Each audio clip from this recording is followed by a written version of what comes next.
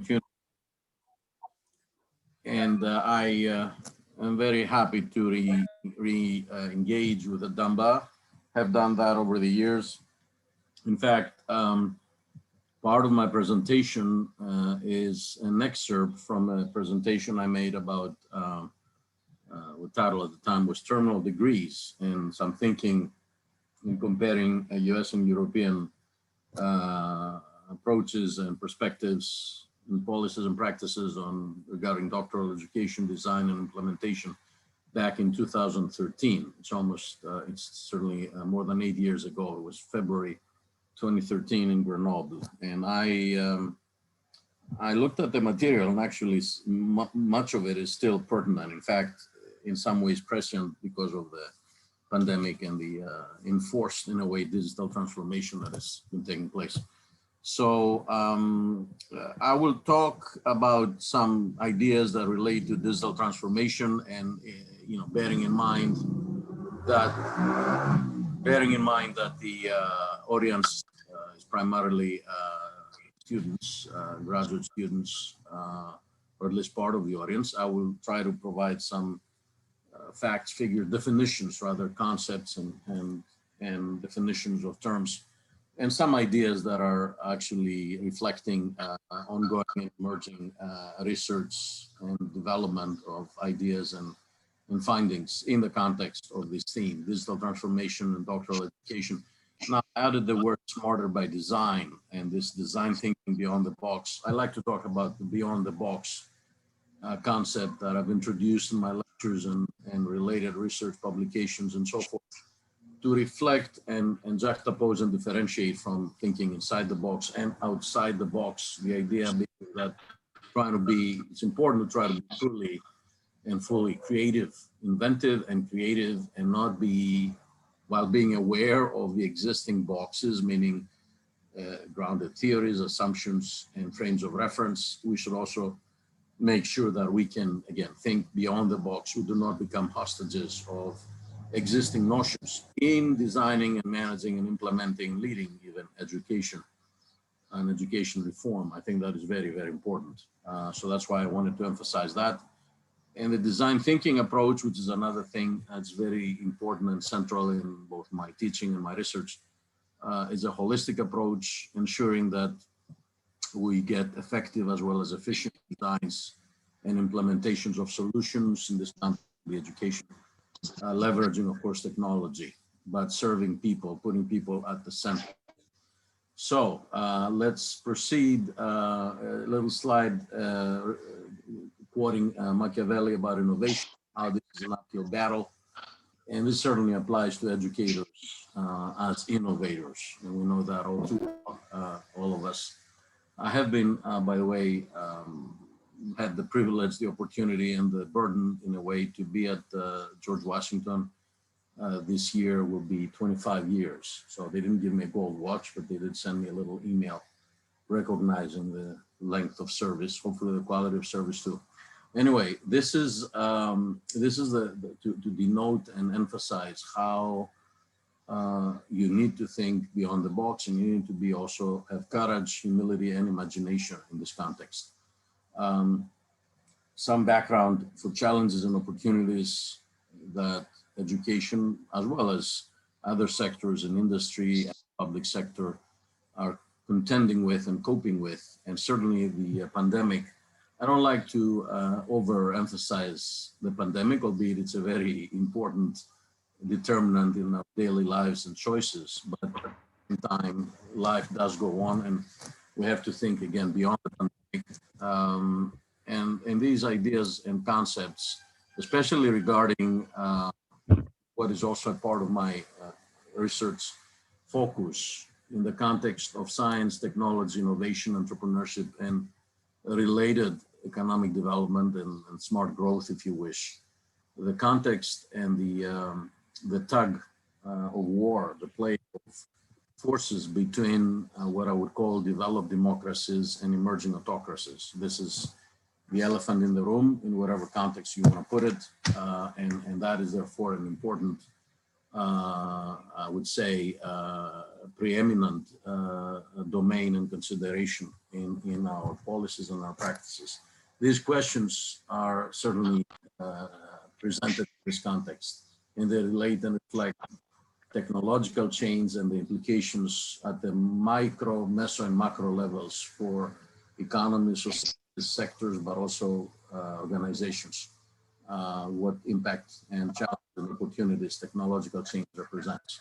And at the end, the skills and capabilities, of course, relate and reflect our priorities and challenges and opportunities in the context of education and certainly doctoral education. Network ubiquity, open standards, and new business designs are certainly manifestations of these challenges and opportunities and the reactions to the technological change, as has been happening, of course, for the last half a century at least. I'll talk about AI at some point, and this has been, of course, a field of research and study for 70 years now, and has been the ideas that many people are exercised and excited about nowadays have been around for those in the field. My background is in engineering and computer science. These things have been around, deep learning and things like that for quite some time now, decades, from since the 80s and in fact the 60s, going back to the perceptron and the research going on at MIT at the time, in the late 60s and other places. Now, we don't exist in a vacuum. We should be aware of the goals in the 2030 vision, the 2030 goals of the United Nations. What we do, including educating people, would and should be about how to develop a better tomorrow. And this is in the context of, again, leveraging, figuring out how to better, most effectively and efficiently leverage technological change and transition and transform. Digital transformation is one type of transformation. There's all kinds of other societal, economic, and political transformations that need to take place. This also is related to the tug of war I mentioned before between autocracies and democracies, and who has a better approach to shaping better tomorrows for people. I clearly, given my native country and my adopted country, as I call them, the cradle of democracy, Greece, and the arsenal of democracy, the US, I clearly am biased for the democracy side, but in any case, the idea is how can we move from natural scarcity towards artificial abundance, and in that sense, transcend and supersede and leave behind many issues that appear to be major challenges nowadays, including possibly the environmental climate change and the environmental implications and societal and economic and political implications.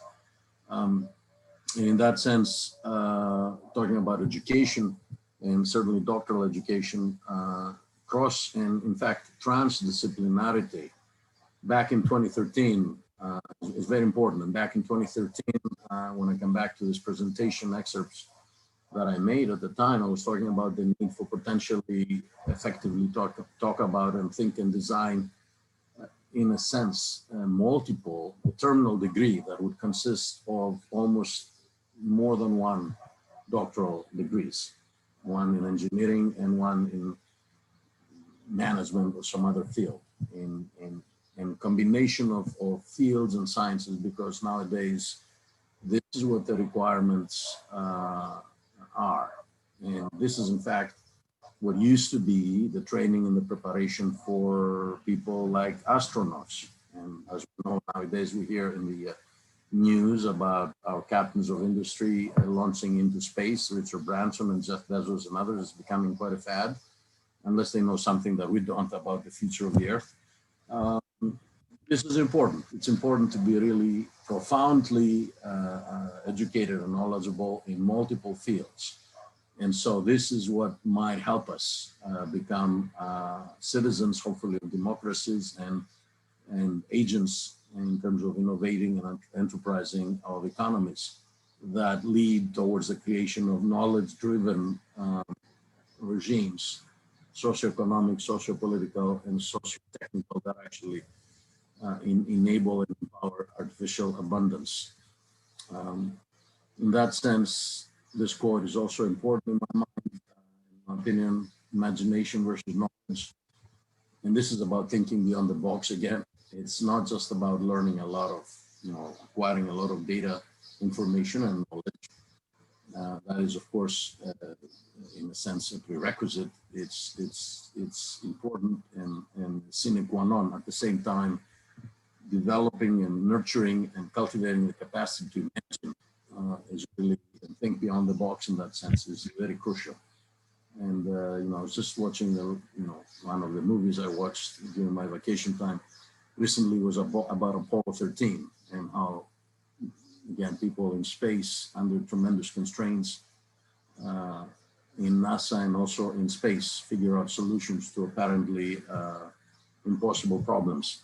Now, what is this? What is the context of operationalizing? And I'll bring in and merge and weave and hopefully in an understandable way a number of concepts in our research and ideas that I've developed over the last 15 plus years are things like the quadruple helix and the quintuple helix is built on the triple helix concept, effectively public-private partnerships that include and involve government, university, and industry, but also combine and engage civil society. I introduced the concept of the quadruple helix to ensure that we don't develop research, concepts, theories, and policies and practices that inadvertently ennoble and empower autocracy.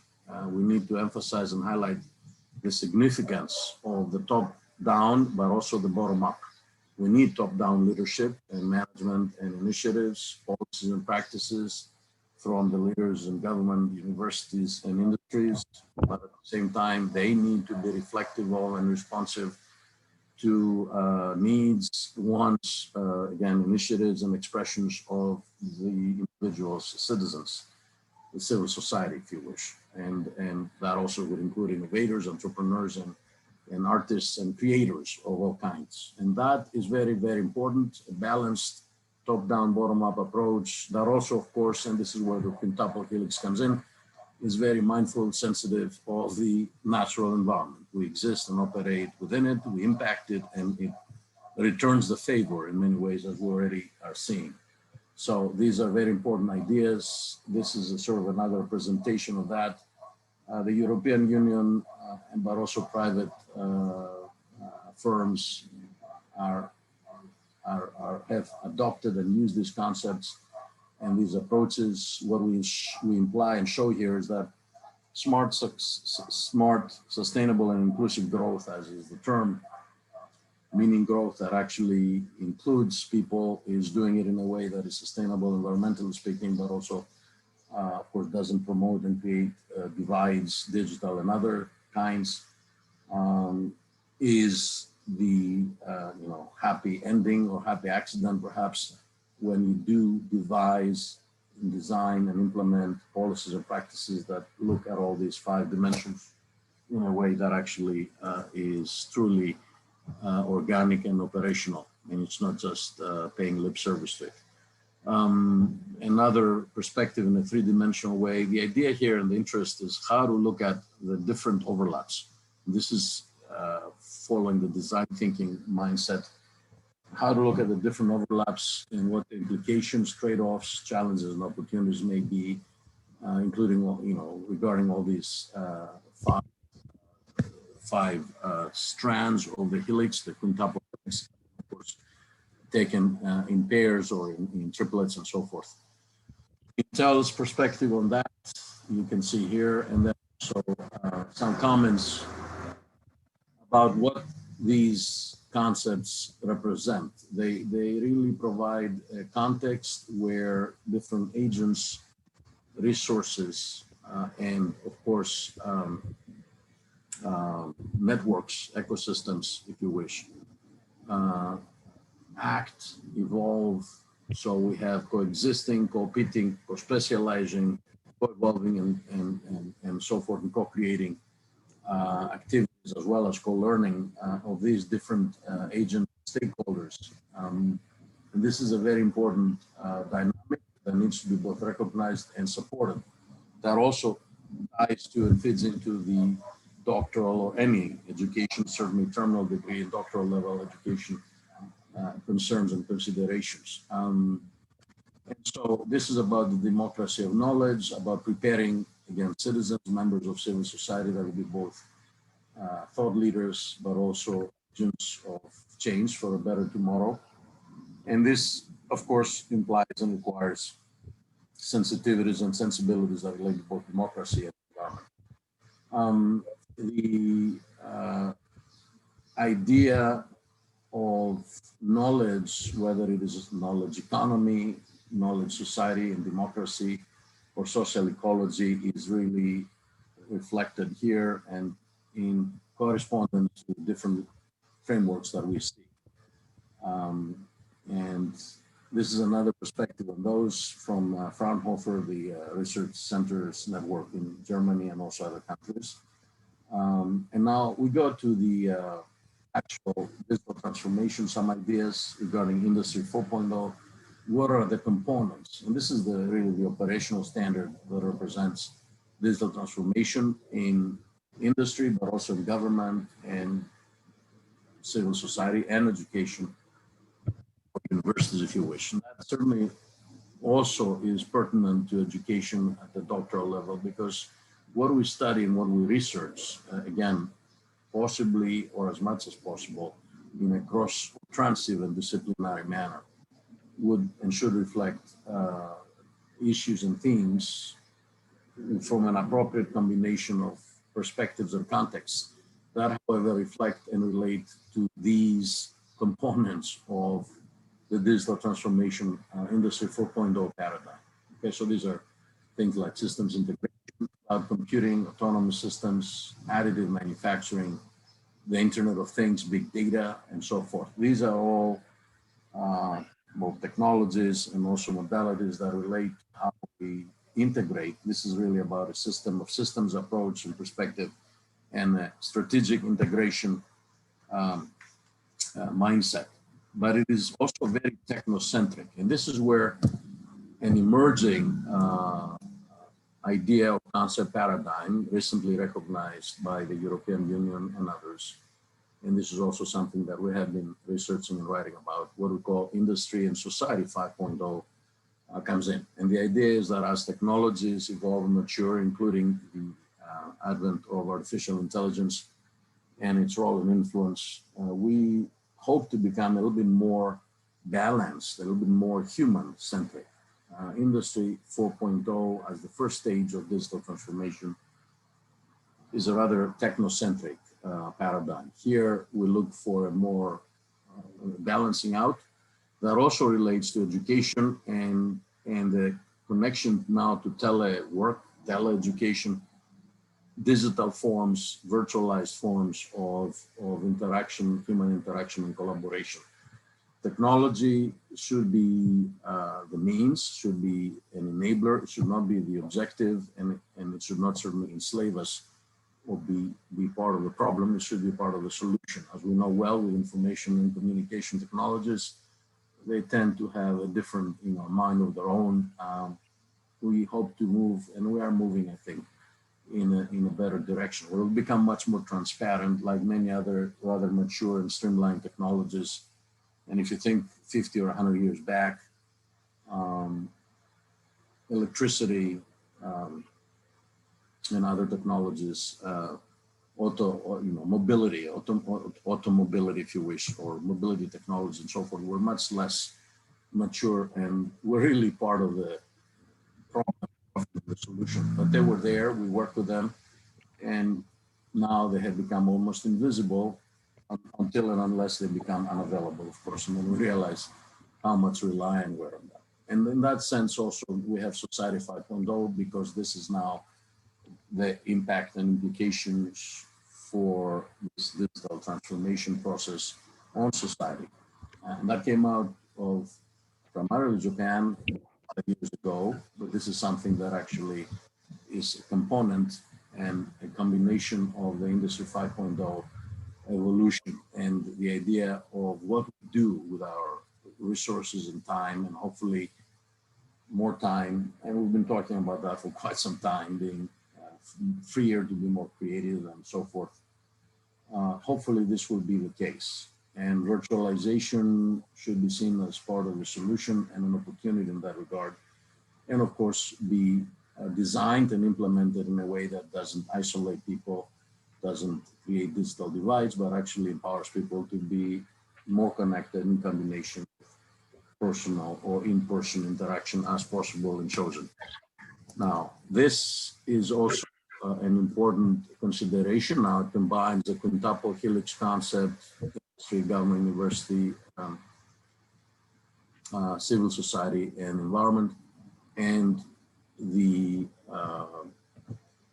industry and society 5.0 standards in an ecosystem approach where we look at multi-criteria decision approaches and we try to, again, optimize solutions for effectiveness and efficiency.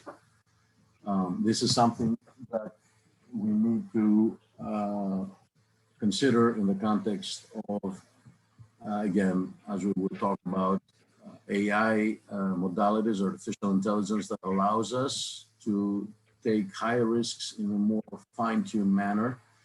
This is also representing a rich thematic portfolio for doctoral degrees.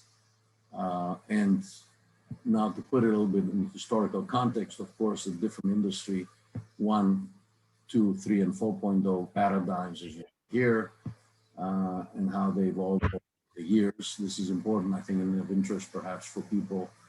And then the idea of how technology has been moving, and there has been speed and acceleration of innovation effects. And you see that telephone took 75 years, Pokemon in 1 month. We've shown the Industry 4.0 schematic. Here are the 7 design principles: agility, interoperability, virtualization, decentralization, real-time data management, service orientation, and integrated business processes. This is important because this is to understand what we mean with digital transformation and what it may mean for also education.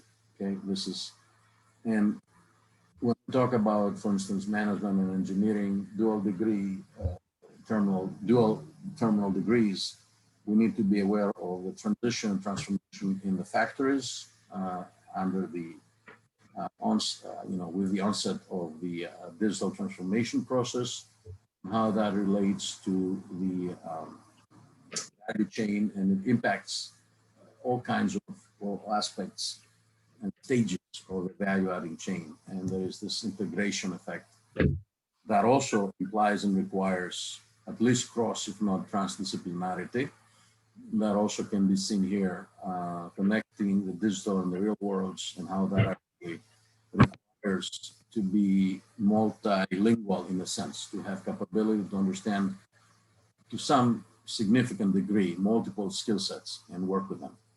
Now, examples of these different implementations of digital transformation products and services, from Internet of Things related to wearables and so forth, tennis rackets.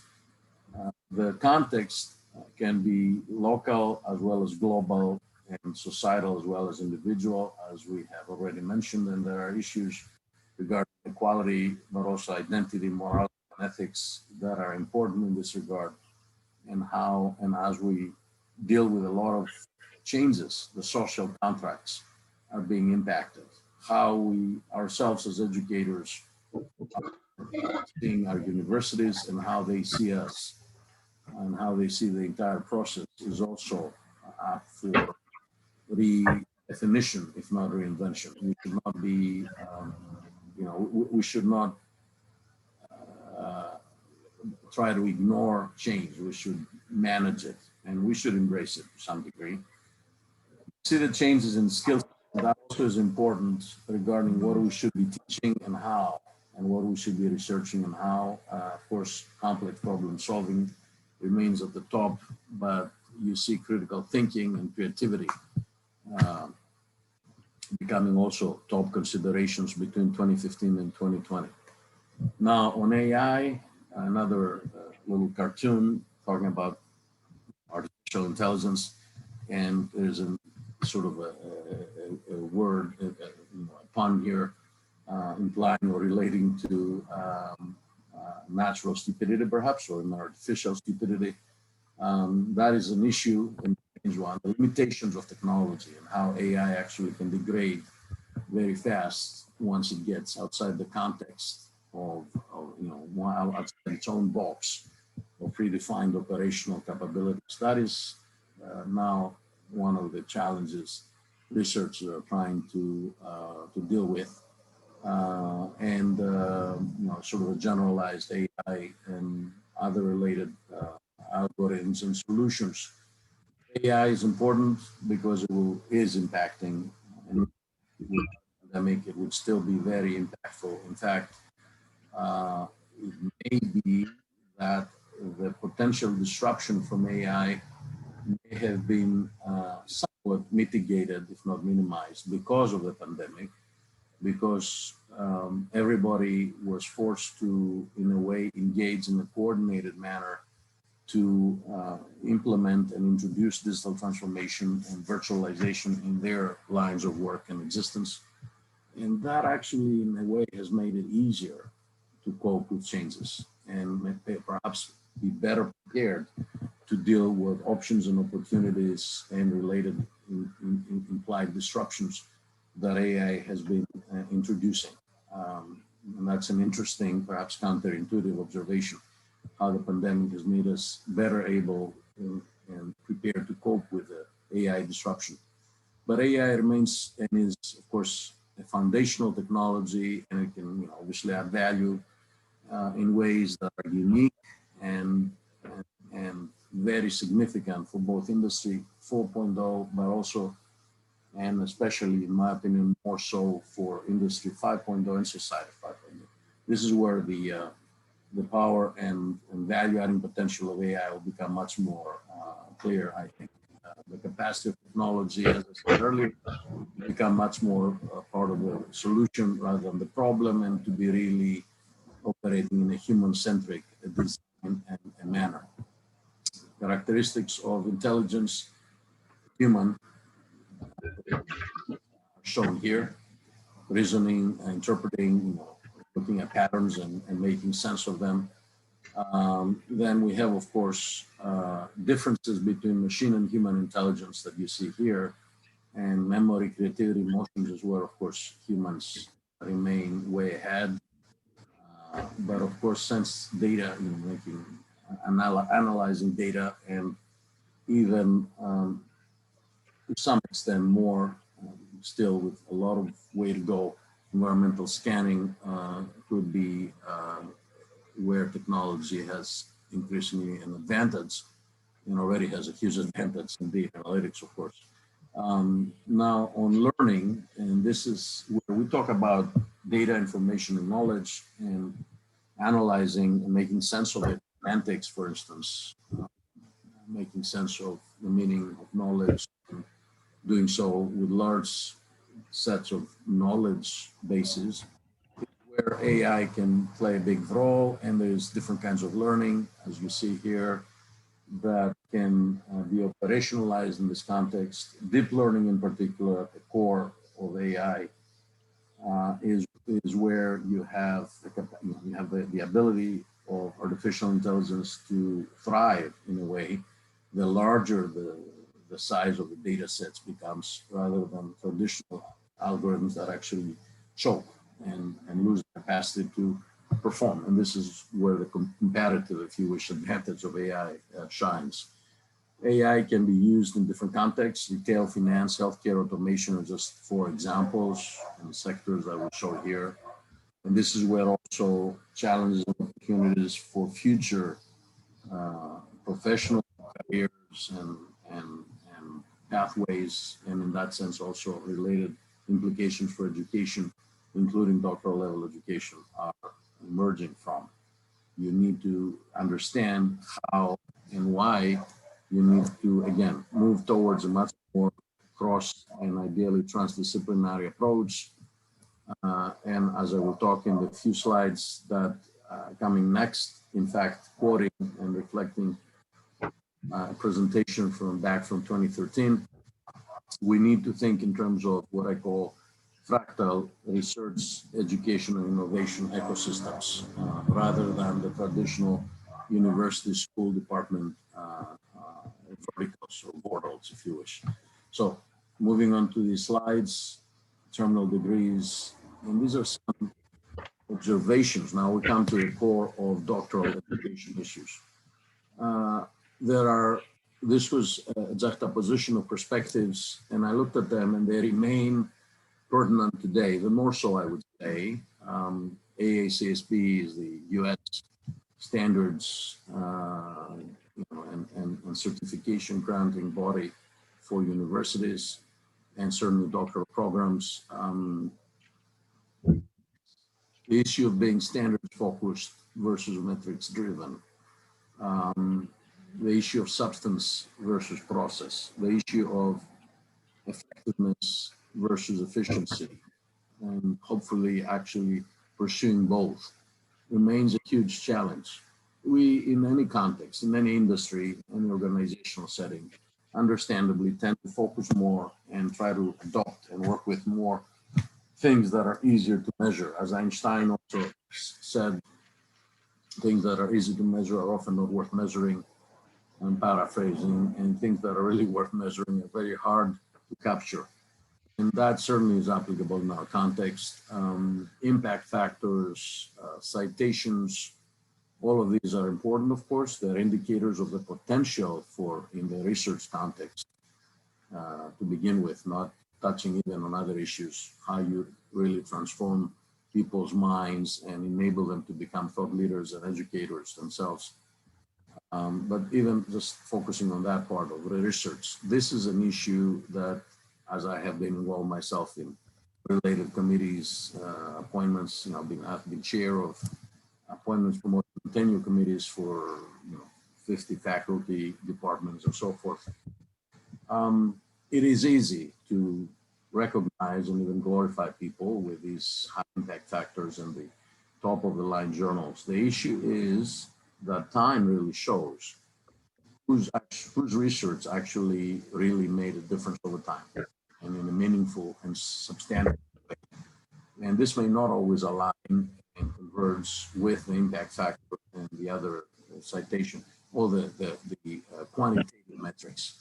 And I'm not saying this is not important or to ignore them. I'm just saying we should be more open-minded.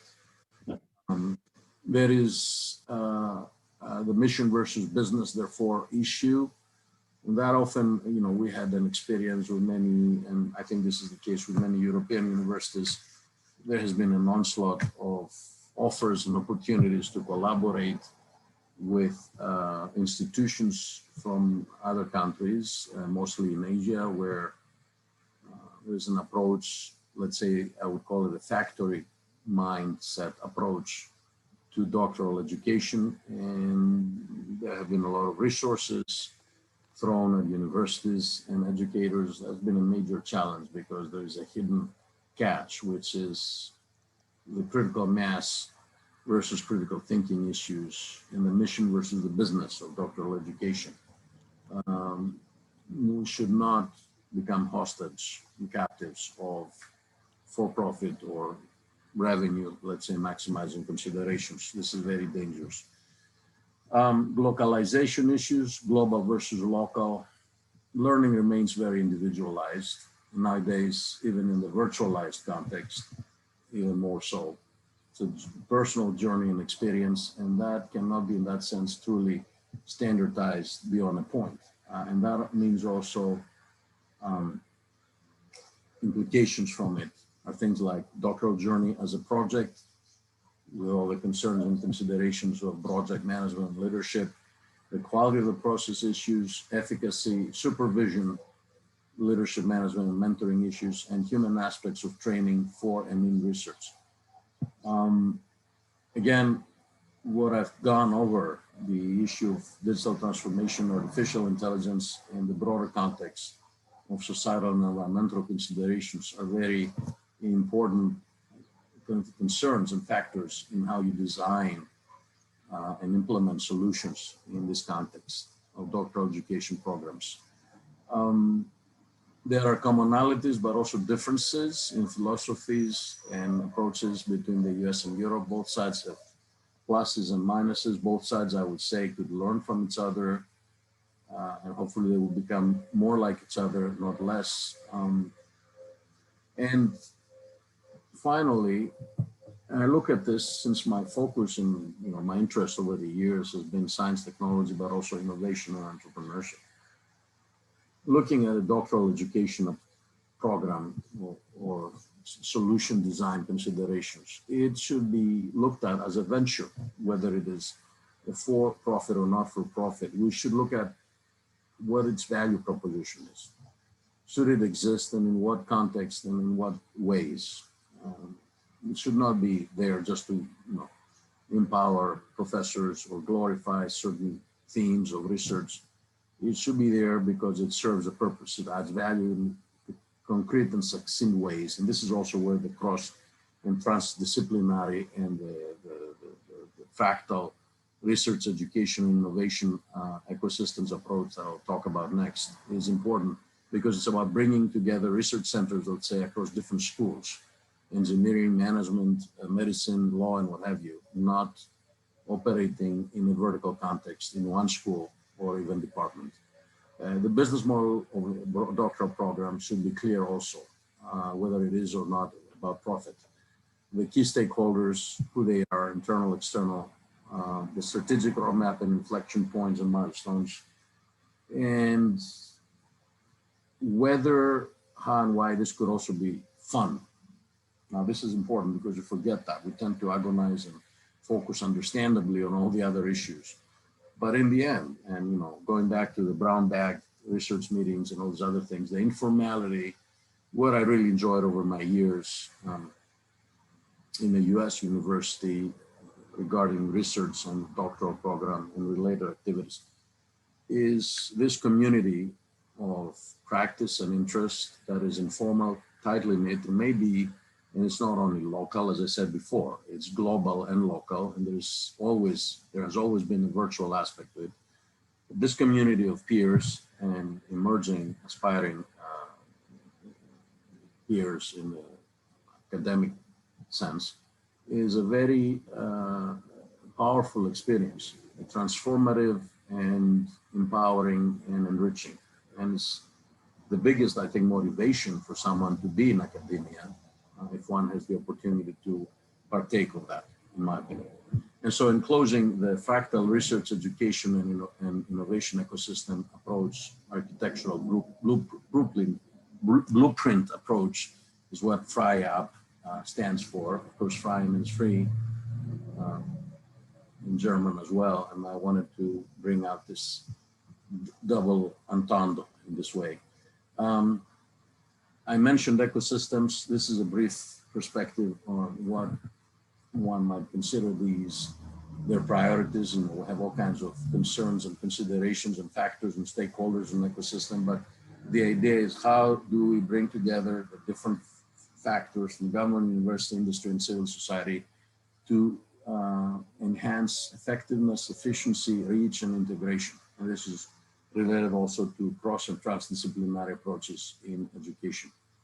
Creativity and innovation are very important to drive and empower and enhance, because that's where, again, imagination flourishes and allows us to think beyond the box and bring in our realm of existence and conscience, even the non-visible, non-obvious solutions of tomorrow that will help us with the problems of yesterday.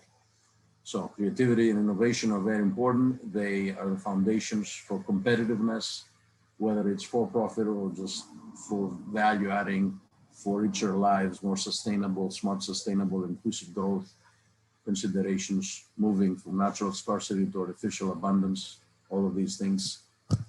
And this is an architectural, if you wish, an anatomy, if you wish, of an ecosystem as I have conceptualized it some time ago talking about serendipity and arbitrage effects, discovery, happy accidents of discovery, exploration, exploitation, and deployment. When people come together, they connect and they form communities of interest and practice at different levels within an organization, across sectors and countries of the world. And that drives the process of technological change. And there's play with words here a little bit here, but starting with Schumpeter's creative destruction idea, I denote here all possible combinations of creative and destructive. You can have creative creation, but also destructive destruction. And hopefully, ideally, understandably, you want to have more creative destruction and possibly destructive creation. You need to have some kind of value emerging from disruption. Education is, like many other things, like starting a venture, launching a company, is about managing real options. And this is also another important thing, important field of concern and consideration, options and options theory and real options. I'm not going to go into that now, but the idea is that that relates to risk management, advanced and enhanced risk management, what I related to earlier as risk management 5.0 along the industry and society 5.0 concepts. And that means using artificial intelligence to fine-tune and finesse our options and our choices and our trade-offs. Now, over time, universities have emerged from over the centuries to become increasingly large, complex, and complicated. There is a transformation that has been taking place in an institutional sense. That transformation has been impacted and driven now increasingly by digital aspects of digital transformation. Certainly now the pandemic has accelerated and in certain ways shaped that differently. I don't want to say distorted, but certainly impacted. There is fusion intellectually, there's all kinds of experiments and so forth. That is setting the stage for the fractal approach that I mentioned. I'll come to in closing here. There is population growth, resource scarcity, demography, climate change, and globalization. They all act and impact not only universities, but certainly universities as institutions in our societies and economies. There is an emergence of new disciplines, and that also means a convergence and combination of disciplines and sub-disciplines. In fact, in some of my prior research, I reflected on and related to what I called the converging disciplines and diverging specializations conundrum or challenge. Because if you think about it, there's this convergence of disciplines also creates in-depth specializations that often have diverging perspectives and related dialects. That is very important in a practical sense of concern and consideration for doctoral degree programs, because these different dialects can create significant risks for research, as well as opportunities, of course, risks with both upside and downside potential. You could have confusion. An example, a probe was sent to Mars some years ago, and because both the British and the European metric system were being used without clearly denoting so, there were a lot of errors introduced in the calculations. And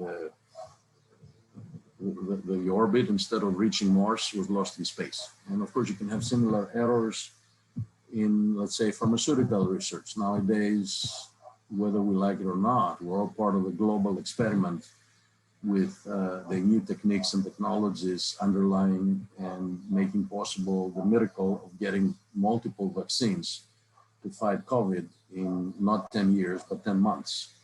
That in itself remains an open issue.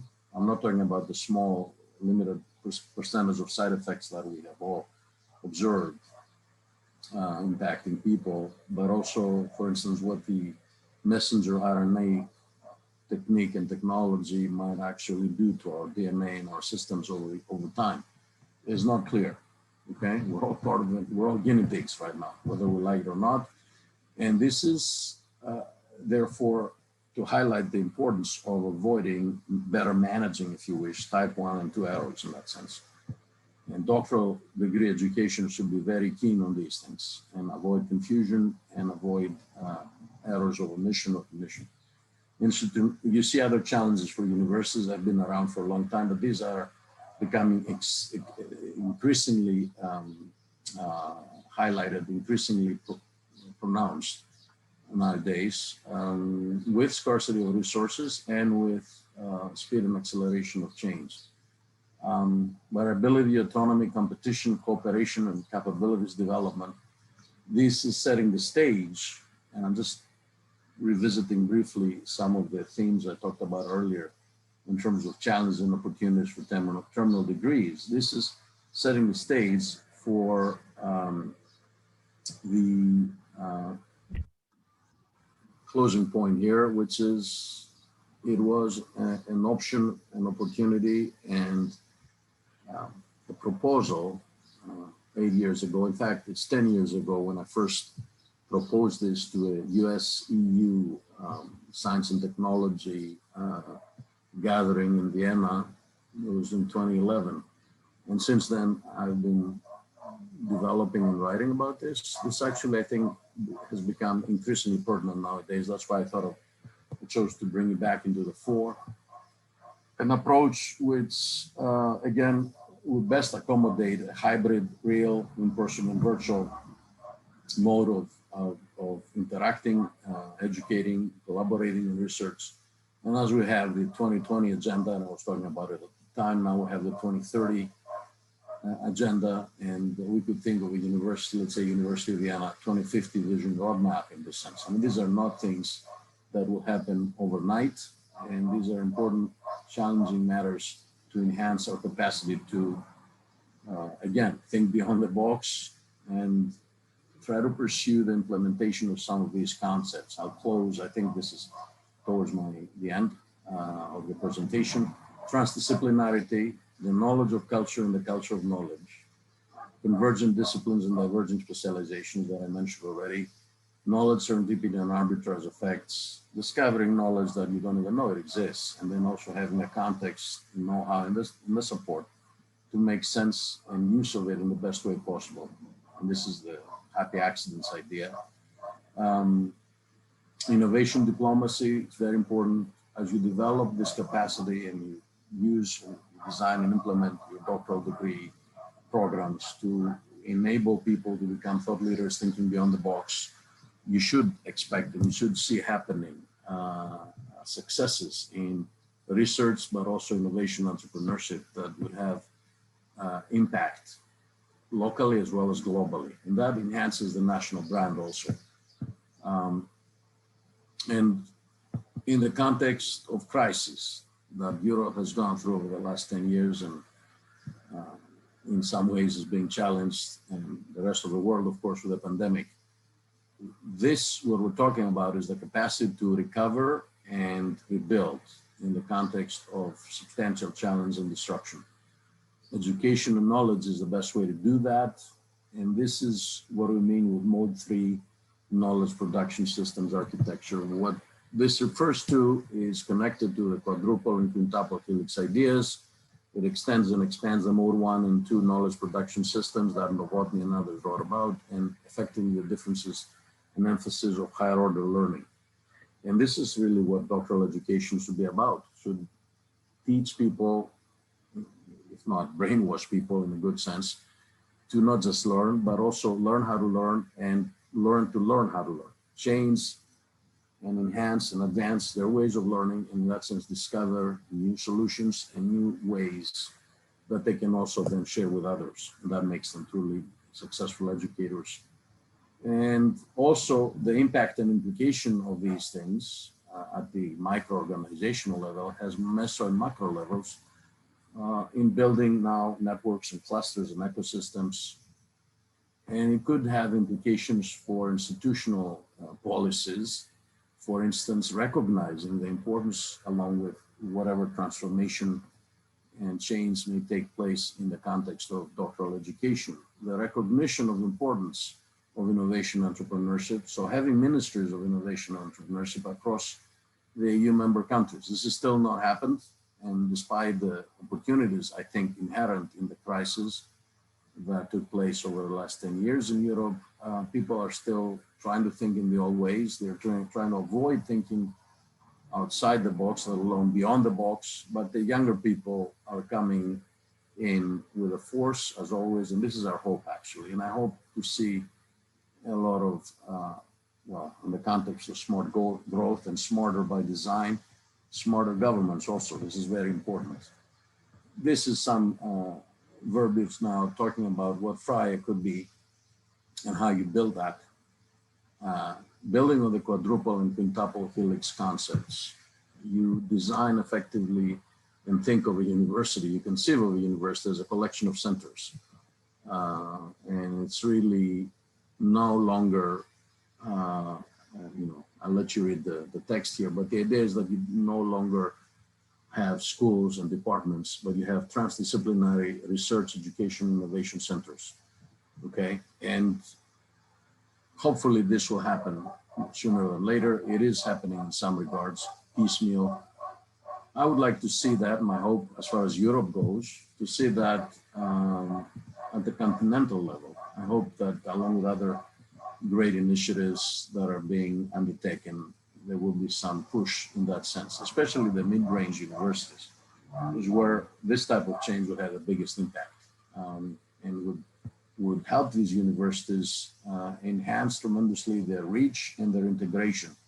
Going back to my discussion of ecosystems earlier, talking about effectiveness, efficiency, reach, and integration, and designing ecosystems or fractal research, education, and innovation ecosystems, for that matter, to actually enhance the effectiveness, efficiency, reach, and integration of universities. At the core of this effort is doctoral education, okay? And I think, let me just close here with some observations about what innovation is about. It's about collaboration across sectors, certainly government, university, industry, but not forgetting civil society and the environment.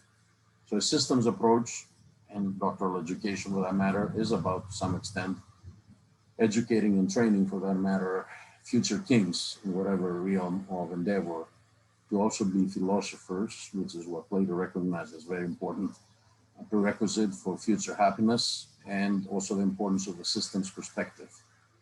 I'm not going to engage with you in learning German here, but this is an interesting point that I've found it increasingly pertinent nowadays regarding artificial intelligence, but all kinds of other changes in our life.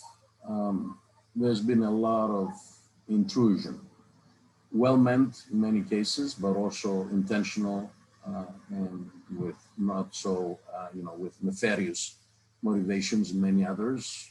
And we're getting to the point where actually technology is going to be able, I think in a pilot sense, it already is able to read our minds, literally. Thinking of our brains as systems that have electromagnetic faculties. And in that sense, you know, for the time considerations, I did not refer to a favorite book and movie of mine, is one of 40 years ago called Firefox. This was about a Soviet plane that was built, and the Western you know, allies, they had to steal it because they couldn't build something like it at the time. It was far advanced in the sense that actually the pilot interfaced with the plane using his mind and could control it and launch missiles and so forth with his thoughts. But that also implies that the plane could understand and read the person's mind, the pilot's mind for that matter. We have a lot of that type of research now, well advanced nowadays, and 40 years later, and this is the issue. And this is important to remember and take into consideration in our education designs and efforts to maintain and ensure that to the extent possible, we can keep our, the Gedankens in frei means the thoughts are always free. This is our freedom, our space of personal individual freedom that at the time the poem considered inviolable, no matter what else was going on. Well, this is no longer the case. And so I thank you, apropos, in Chinese. Thank you for your time and opportunity. Thank you very much for your